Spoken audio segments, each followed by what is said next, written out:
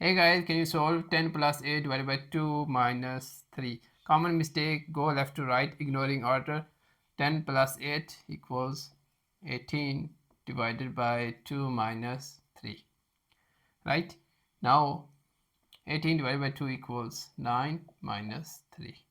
And now 9 minus 3 equals 6. But this is not correct. Correct solution. Alright, division first, right? 8 divided by 2.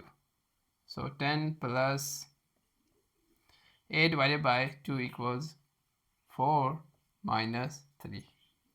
Now 10 plus 4 equals 14 minus 3, and subtract 14 minus 3 equals 11.